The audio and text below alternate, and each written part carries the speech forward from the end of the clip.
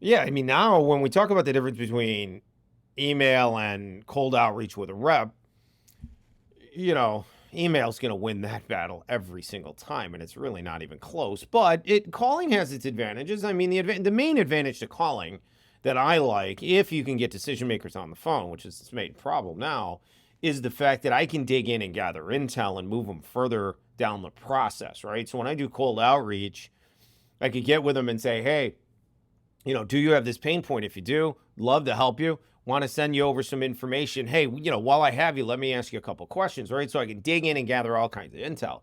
On email, all I can get them to do, the prospect to do, is to raise their hand and say, yes, they have a pain point. Send me over information, for example, because our goal in email, when I set it up, is always to drive replies, right? I'm trying to drive a response. So the advantage to the calling side is I can get them further down the path, move them further, and all that stuff on that call. That's advantageous. But other than that, the problem is it's just too difficult to get people on the phone these days. It's very challenging. I'm doing emailing for lead generation firms, if that tells you anything, because their people can't even get anybody on the phone.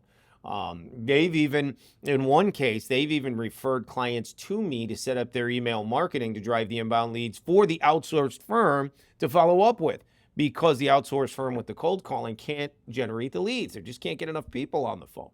So email's advantageous, number one, from a volume play.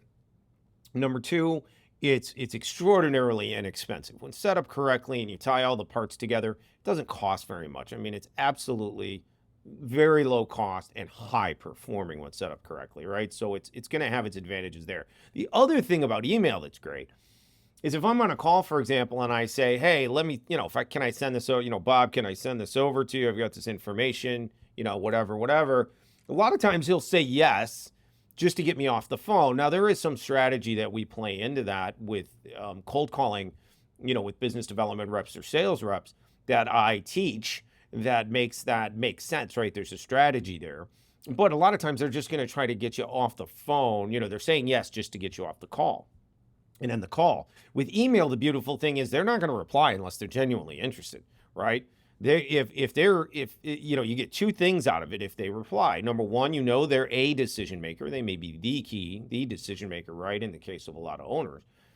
But beyond that, they actually are interested, right? They wouldn't reply if they weren't interested. Why would they do that? It's a waste of their time. So now when they reply and you're generating leads every day, now you have a group of people for your SDR to follow up with, your sales rep to follow up with. That is why email becomes so powerful and is the best medium for B2B lead gen, hands down. It's not even close. I mean, LinkedIn's a nice add-on. I like webinars and things like that. But at the end of the day, nothing is going to perform like direct response email marketing will perform, but it's got to be done correctly. Absolutely.